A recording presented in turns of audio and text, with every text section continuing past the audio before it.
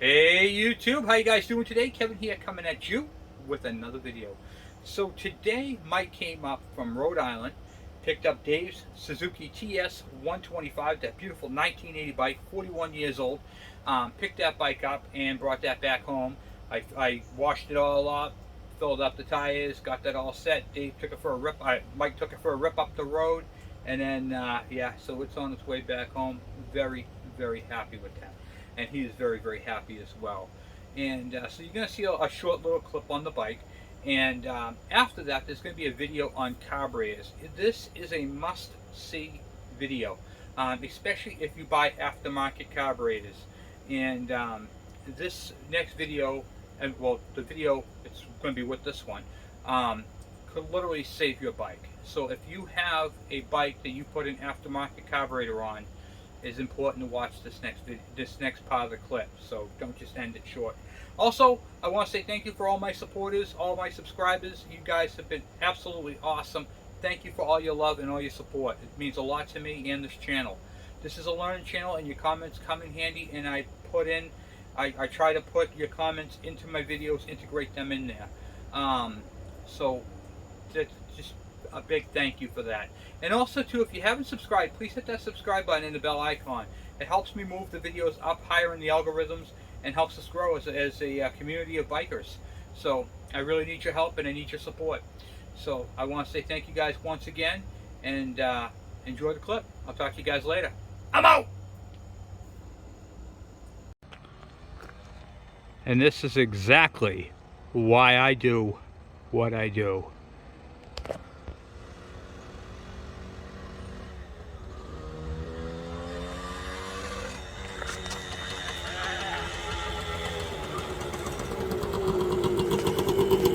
Suzuki TS100. 41 years old, 756 miles. 41 years old, 700 and what? 56. 56 miles. Look at that thing, huh, guys? Well, it is all finished up, guys, and it is going home to its owner, and he is going to love the absolute living wheels off this back to life bike, and it is just a blast to ride. I took it for a rip. Mike's up here with me. So hi, Mike. What's up, guys? And you remember him with the KE100 that I did for him? Yeah, a couple years ago, still running beautiful. I love it. Brings another one back from the dead. Yep, another one back from the dead, and it's going home today, guys. Gonna miss seeing this thing, the beautiful blue color. What an absolutely gorgeous bike. Running absolutely perfect. Very, very happy. And like I said, when he gets it home, he's going to have to take it for a good beat run to, sure, you know, clear out the exhaust tip there. But other than that, she's in excellent condition, guys. So Dave's going to absolutely love this bike. Mike, I want to say thank you for bringing up another beautiful bike to me to work on. This is great. No problem. I can't wait to find the next one. That's awesome. Well, guys, I will talk to you guys in a little bit. Hey, YouTube. How you guys doing tonight? Kevin here coming at you with another video. Tonight we're going to be talking a little bit about carburetors and some things that you guys need to know. So if you guys just watched my last video on Dave's bike, we replaced the carburetor because the carburetor that came off of this bike was just too far gone. It had some serious clogging in the orifices and I couldn't adjust it. So that right there was one of the things. And I bought a brand new replacement carburetor for it, which was also a Mikuni. Okay, so I want you to keep that in mind. And I was on eBay, and on the ad it said it fit a DS100, a TS125, and a whole bunch of, like, a DS125, a TC9. It fit a whole bunch of bikes, okay? And it had a large variety of applications that the one carburetor fit, okay?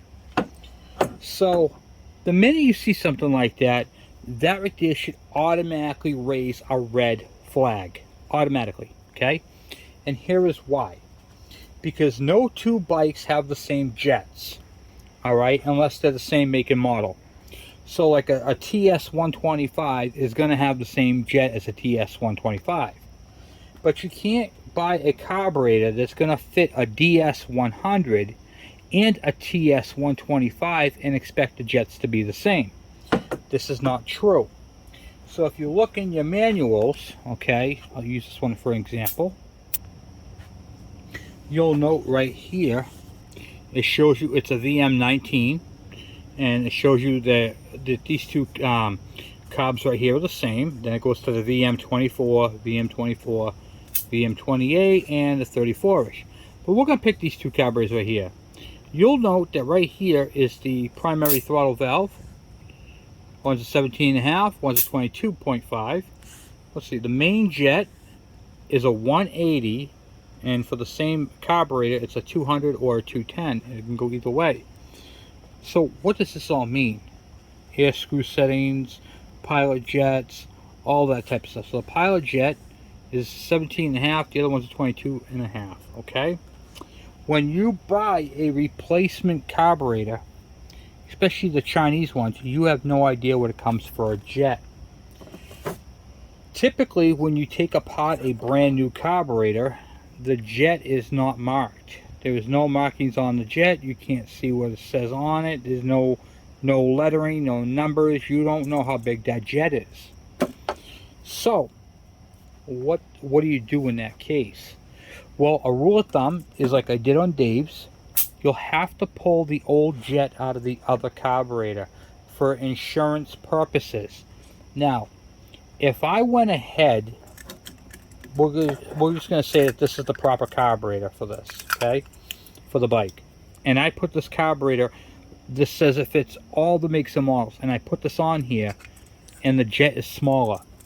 What's going to happen is when I'm riding the bike and I'm into the throttle, this is going to be creating a lean condition, and I'm not even going to know about it until it's too late. So it's very important to make sure that the proper jets are in the proper carburetors. With that said, people have been buying these stupid things. Okay, this one here is a PWK30. Oh, look at this carburetor. Oh, it's all the rage. I could put a cone filter. It's got a flat slide. It's got a power jet. I'm going to get massive power with this thing. I've had this thing for a while. It's never been on a bike, okay? And I will not put this on a bike. I bought this actually to do videos with, okay? This carburetor right here can be a great carburetor. It can be a great carburetor. This one particular is right out of the box and has the factory jet. Now, the jet that's in this carburetor, you want to know what size it is? I can't tell you because it's not marked. The package that this carburetor came in came with another needle and another main jet, which is also not marked. How do you take a carburetor like this, stick it on your bike, and go, okay, now I gotta tune this thing? Because you don't know what you have. You don't know if your motor is factory and you're trying to put an aftermarket carburetor on there thinking you're going to get more power. Let's just say that this carburetor, for all intents and purposes, the intake was the exact size we needed. And we're going to say that the airbox would fit on here, okay? We're going to say that this aftermarket carburetor fit on the bike absolutely perfectly with no issues. The throttle cable, the choke, the fuel line, the air filter box, and the intake all mounted up just perfectly onto the bike, okay? I could be riding this bike and this thing could still cause my bike to melt down, like my tattoo. My son gave me that. It's Bulbasaur from Pokemon. Anyway, so basically this right here could literally cause my bike to burn up. Why? Because it could have a smaller jet than the bike actually requires, creating a lean condition. And because the jet is set up for this carburetor right here, it might run fine until I get into the throttle, and that's when most of your detonation happens. So whenever you buy a carburetor, buyer beware. Make sure you know what jet is in the carburetor installed or any of that type of stuff, okay? So now I'm going to show you something else. This is a Mikuni right here off of a what do you call it there, a TS125. This is a Mikuni carburetor off of a TS125. We'll look at the bowls. They look exactly the same. We'll turn around and look at the mounting. They look exactly the same. We'll look at the chokes and the tops. They look exactly the same. Are they the same? No.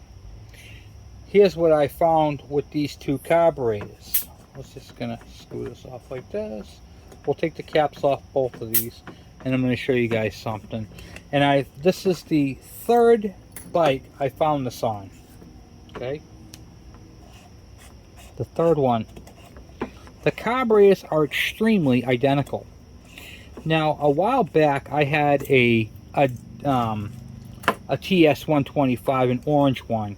It actually went back to its owner, the original owner. He wanted the bike back, and I made a trade for a bike that I could have used the parts for. So I traded him back for that bike, which worked out well in both of our favors. Okay.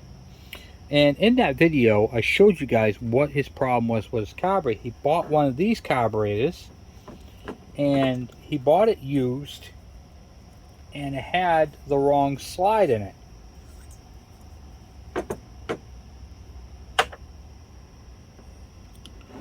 So if you buy a bike and you don't know what's happened to it, if it was messed with or whatever the case may be, but it's tight. Hold on one second. Bear with me. Okay. Just hanging up there for a minute. There we go. Put it back through here. Okay, you'll notice that this is tapered. So here, it's got a lift, and then one side's flat. And that's because that's where the air comes in. You'll also notice this long line here. That is for, in the bore, there's a pin. See that pin right there? And that pin on the side there is a guide. This is the guide for that pin. So it can slide up and down it. A track. So it doesn't rotate. Then you have this cut. Often people are like, Kevin, what is that cut in the side there for? That's for 14,000 horsepower. No, I'm just kidding. That is for your idle speed screw, which is right here on the side. See the screw, how it comes through?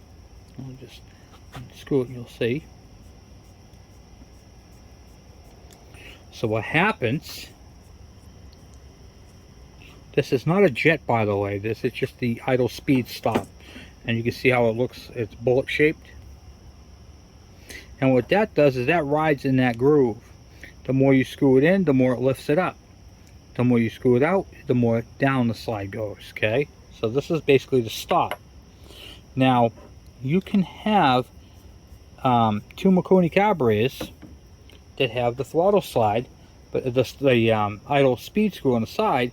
But if you look at this one, it's on this side, the right side. If you look on this one, it's on the left. So, what I've been finding is people have been putting the slides from one carburetor into the other. They are not compatible. So if you look at them, you can see the tapers right here in the front. Okay, and you got a slide on that side, but there's the adjustment screw. See? So that's how that is. And you got to make sure you put the proper one on there. So how do, oh my God, Kevin, I mixed these up. I don't know which carburetor goes to what, you know, which one's which. Okay, well, calm down. That's why you guys came to me. And I'm going to show you guys how to tell if you have the correct slide for the correct carburetor. So, we're going to take this one right here. We're going to identify which one of these two slides goes to this carburetor. Okay? It's real simple.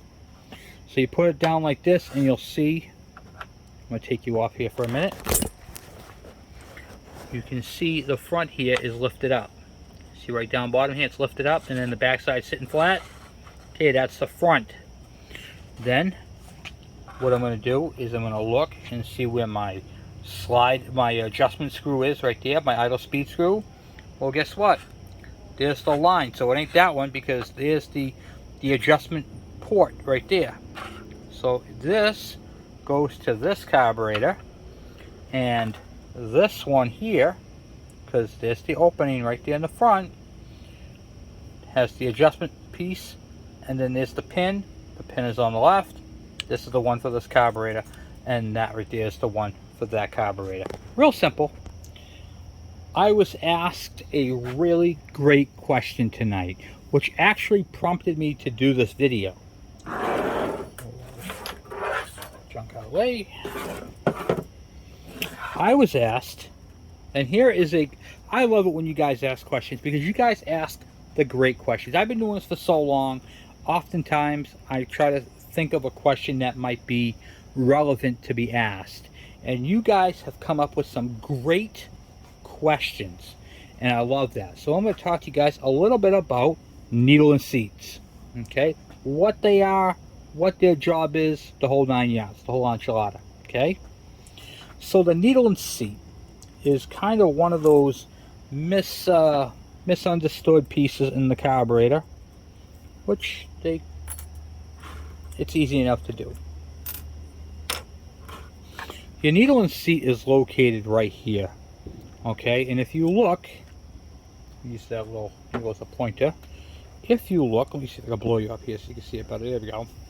You'll notice that it is a round circle, and then the needle is squared. Okay, the reason why it is squared into a round circle is so that when the float goes down, the fuel can travel beside it. Okay, and that's how the fuel gets into the bowl. Now, when, see how it's pointed? See if you can, hold on a second. Okay, so the needle is pointed, and the reason for that is because it has to fit its circle, and it's pointed because it has to go inside that little hole right there in the center and shut off the fuel flow. Now, what happens? How come my needle and seat leaks? Real great question I get asked. This fuel float goes up and down inside the bowl a lot. As you rev the engine's sucking fuel up through here, so the float is going to drop down and let more fuel come in until it maintains the proper fuel level in the bowl. So that float is moving up and down. What is it doing? It is taking this right here and popping it into the seat and down, into the seat, down, into the seat, and it's doing it multiple times. So of course this is metal, but they make neoprene ones as well, and they all wear out. Okay, it's a mechanical valve. So basically there's the fuel hole right here, and that needle is just pop, plugging the hole, boom, letting the fuel through. What happens is it wears a ring around it, a groove if you will. And sometimes on certain carburetors, this is harder than the seat, so this looks perfectly fine, but what it ends up doing is taking that little hole in the middle there and making an oval, an egg shape, or an oblong hole. Then, no matter how much this tries to plug it, it's not going to happen because it's going to go past it. This needle and seat is nothing more than an on-off fuel valve. Instead of it being on-off or off-on, okay, instead of you doing this does that for you. It's automatic. You might even say it's hydraulic. Okay, so pretend this is a hydraulic fuel valve, if you will. When they start off low, the fuel bowl is filling up. So these are pontoons, they float, they lift up. When they lift up, this little tab right here pushes on the seat, on the needle, into the seat and closes off the hole, and that's how that is. Now, there's a couple of things you need to know. I have a lot of people saying, Kevin, it's leaking out the bottom of my carburetor bowl. See this tube? Here's why. Now, if you look, you'll notice that the fuel tube is higher than the bowl. What's happening is this is letting so much fuel in that the fuel level inside your bowl is exceeding its maximum height, and then this drains off as opposed to it going into your engine. So this is more of a safety, so it doesn't flood the engine with gasoline. That's what that is basically telling you. And when that happens, it's your needle and seat you got to replace. Real simple. Another question was, I get a lot of times asked, what is this plastic piece inside the carburetor? This piece right here, what is that called? That is called an insulator. That insulates the carburetor to the engine, into the intake. Okay. Basically, it's a seal. This one's a hard plastic seal, and when you tighten it down, it clamps onto it, and it's got a 360-degree circle on the front there. Sometimes they use O-rings. Sometimes, like this one, they just use the pressure to clamp it. Okay, real simple. Now, the other great question I got, and I get this way a lot. Kevin, what do I set my no, this one, yeah, here we go. Kevin, what do I set my air screw to? Okay, so people look in the book. This is a very important part. Okay, people look in the book. They grab the book, and it says on Dave's bike, for instance, is TS125, 1.5. Well, Kevin, I looked at my other book, and it says 1 1/4. Which one do I go by? It doesn't matter. Yep, you heard it right. It doesn't matter. So let me get into that for you for a second. Let's talk about this air speed screw. Okay, it's supposed to be 1.5.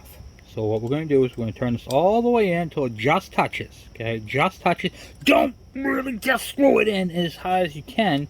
You want it to go gentle until it just touches, because you don't want to damage the carburetor or the adjuster. Okay, then you're going to back it out 1.5 turns. So full revolution, 1, and then half turn. Okay, now it's set to what the book says. I'm all done, right? Wrong. Bikes are worn out. Bikes are brand new. Bikes have 700 miles on them. Bikes have 3,000 miles on them. All piston rings are not exactly the same thickness. Compression is not all exactly the same compression. That's why they give you a window. That's why I always tell you guys it's 120 or better, because engines are worn. I mean, they're all worn differently. They're not, unless it's brand new. And even you can have 2 brand new engines, and one's going to have a different reading than the other. It's just how it is. Okay? Well, that's where this little guy can help you out. So what is that for? That is your air adjustment for your, for your jets and stuff. Okay, your idle speed, your idle mixture screw. Okay, so basically what you're going to do is you're going to turn it out or in until your engine speed increases. Okay, and then what I do is, so say the engine's running, as I turn it, and I get the maximum speed until it starts to cut down, right? Then you're going to back it off about 1/8 of a turn, and that's where you're adjusted. Okay, that's literally all there is to it. Get the RPMs until they come up with the screw as high as they can go, and then till it starts to bog back down, and then back it off about 1/8 of a turn, and you're right where you need to be. The book on that particular setting, and it should tell you, is a base setting. So the 1.5 rule is not just for bikes. That's for lawnmowers, snow blowers, everything. Most carburetors are 1.5 turns from seat. What that means is seat is when it's screwed all the way in, you want to back it out to 1.5 turns. Okay, and then you can fine tune it from there. I got another great question. Kevin, my bike bogs. I give it throttle and it's and it just doesn't want to go. What could possibly be the problem? Well, it sounds to me like you're not getting enough fuel. So what are some of the causes for that? It could be a clogged up jet. It could be debris in your carburetor bowl. It could be moisture condensation, maybe water in there would cause that. What a bog is, and they're like, oh, the bike idles perfectly fine. Well, you're getting plenty of fuel on your idle circuit. but when you turn the throttle, you're getting too much air and not enough fuel. Okay, it's going to create that bog, that hesitation. So things to look for: fuel flow coming from your petcock to your carburetor. You should have a steady stream of fuel. The fuel should be good quality fuel, and you want to clean your carburetor. You want to take the bowl off, you want to check your jets, and you want to also make sure your front orifices, these ones right here, these little guys, are clean. And of course, try adjusting your carburetor. These are some of the most common problems with them. A clogged fuel filter, that will cause your bog. Well, my bike doesn't have a fuel filter. All bikes have a fuel filter, and I'm going to show you where they're located. Your petcock is holding out on you. There is actually 2 fuel filters on this petcock. This one right here is your reserve. Okay, so when the fuel level comes down to right here, the engine's going to stop for fuel. Then you're going to click on the reserve, and then it's going to allow you to empty your tank. This is your reserve filter, but you notice how there's no fuel filter on the primary. So this is the primary, and this is your reserve. That's the case. You have to open this up, and then this right here, I don't know if you can see it or not, that screen, that's your fuel filter right there for your bottom. Okay, so that fuel filter right there is for this top one, and this fuel filter right here is for your reserve. Okay, so if either one of these is clogged, it can slow down the fuel flow and make your bike run crappy. Okay, this is a very much overlooked part, especially when trying to diagnose what you call carburetor issues, especially on an older bike. A lot of times you get some rust, you get some crap in there, and it's going to clog it up. I mean, it's just inevitable. But for those who don't know, your fuel filter is underneath this cap. It's a 10mm. And I got a good tip for you. When you shut this valve off, okay, you can take this off and no fuel is going to come out. Alright, no fuel will come out. You can take that screen out, you can clean it, or you can replace it. One of the ones that happened to me recently is an overspeed condition. What is overspeed? I'll tell you what overspeed is. When you give it a little throttle and the thing just races out of control. There's actually no retainer on this right here. Okay, so the spring was sitting inside here like so, and the needle is floating up like that. So let me explain to you what that does. Okay,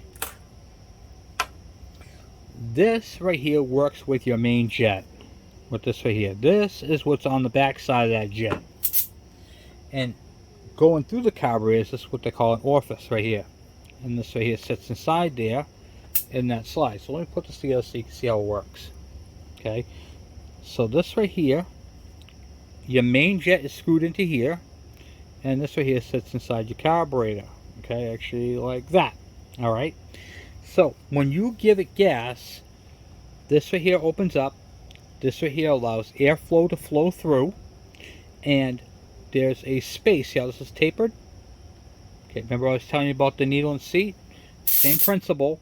The fuel travels, see the opening right there, how it's not clogging up the whole hole? That's a bug zapper, by the way. The fuel comes up through the sides of this and sprays in with the I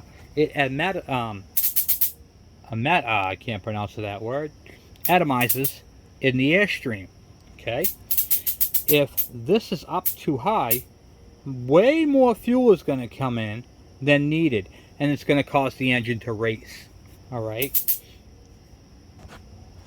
it's going to cause the engine to speed up or have a hesitation. Okay, now you'll notice how there are different settings on the needles. Okay, there are 5 settings. You want to have yours at the middle. I know this one's at the top. This was for another, I was showing something else to someone, but it's supposed to be in the middle. Okay, that's where it's basically factory set, pretty much across the board on the bikes. Okay, factory, it's in the middle. Now, if you want to utilize your jetting and get more power out of your bike, you take this clip and you move it down 1. Why? What does that do? What that does is, see how this is tapered? it moves the taper further up. So now when you race the engine, you're getting a little bit more fuel. Okay, it's the same principle with putting a bigger jet in.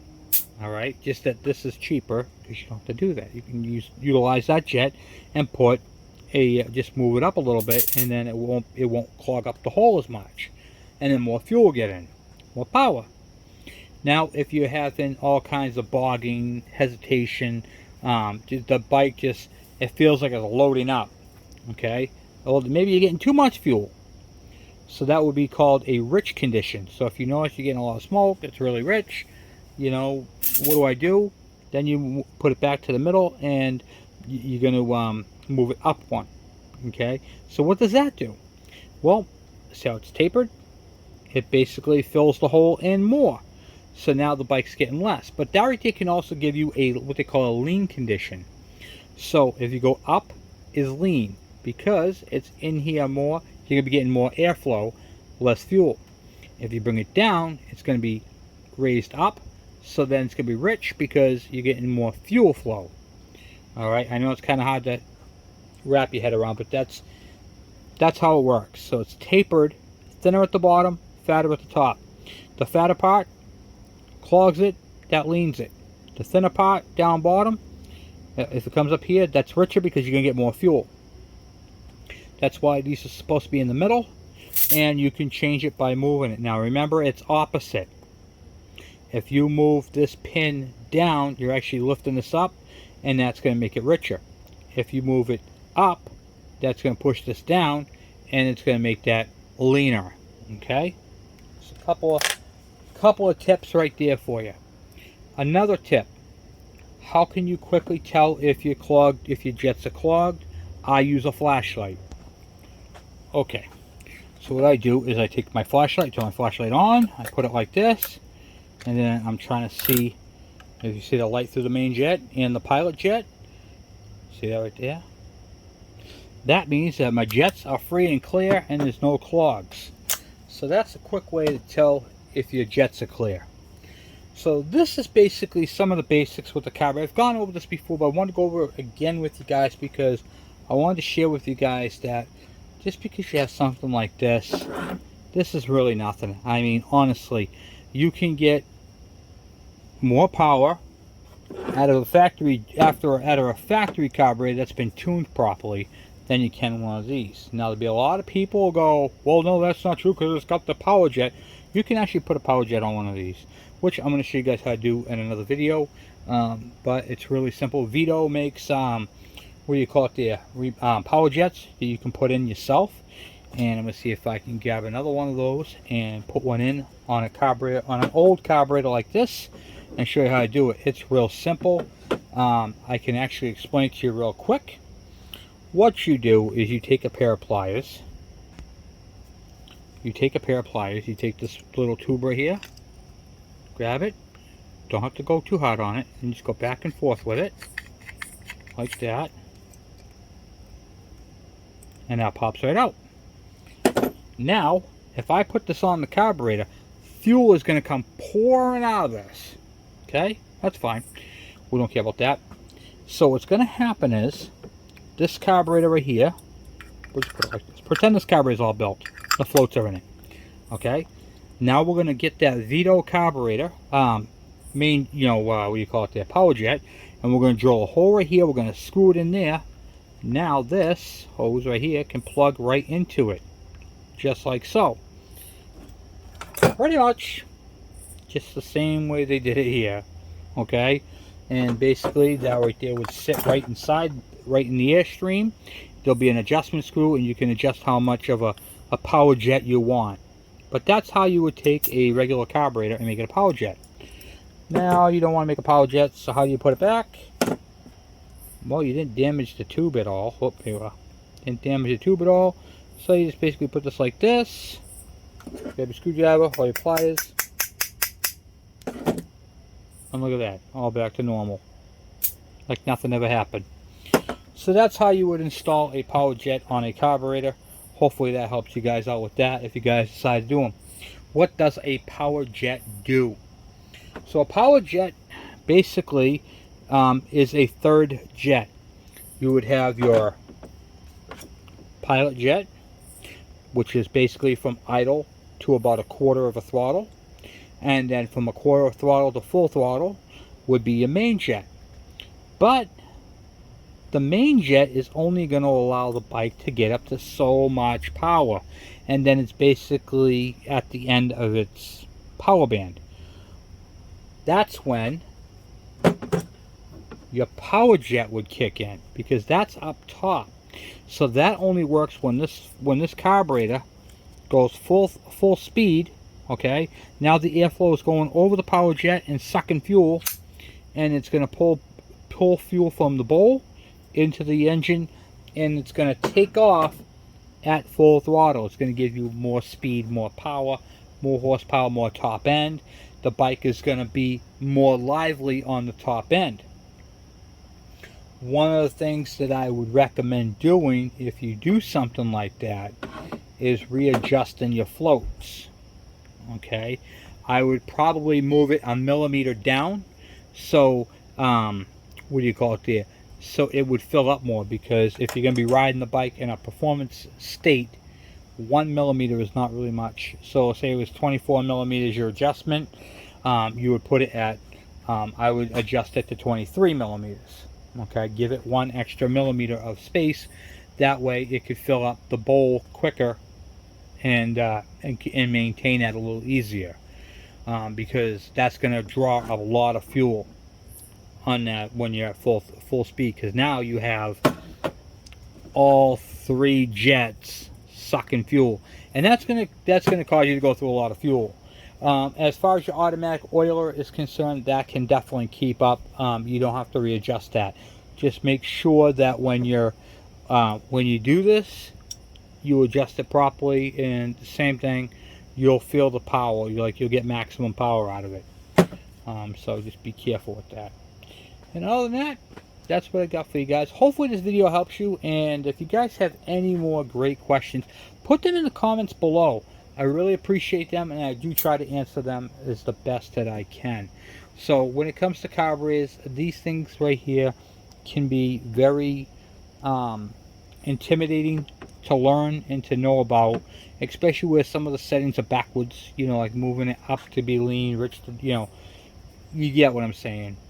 So you want to make sure that, you know, you watch the video, pause it, go back, write it down, and all that type of stuff. But in the main purpose of this video is to let you know that even though you buy a brand spanking new carburetor, check your main jet, because you can really mess up your engine.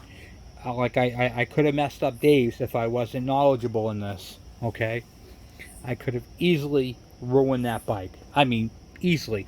The bike, the aftermarket carburetor, came with a 95 jet. The bike took a 180. You see what I'm saying? That's quite a difference. Okay, the bike would have ran, but it would have burnt it up. It would have caused a lean condition, and it just would have fried the engine. So make sure you match your jet. Don't just slapstick a carburetor. Now, if this was a 4-stroke, it really wouldn't matter. You would, what do you call it there? A 4-stroke can handle a lean condition a whole lot better than a 2-stroke can. A 2-stroke would burn up. A 4-stroke, it's going to just lose power. That's all. But you're not going to ruin the engine. If you ran a lean condition for a long time, then you'll start to burn up a valve. You'll have excess carbon, that sort of thing. But in these ones right here, make sure on a 2-stroke engine, you match your jet. Very, very important, very imperative that you do that. So anyway, guys, thank you for watching. Thank you for subscribing. And thank you for all the thumbs up. And I will talk to you guys later. I'm out.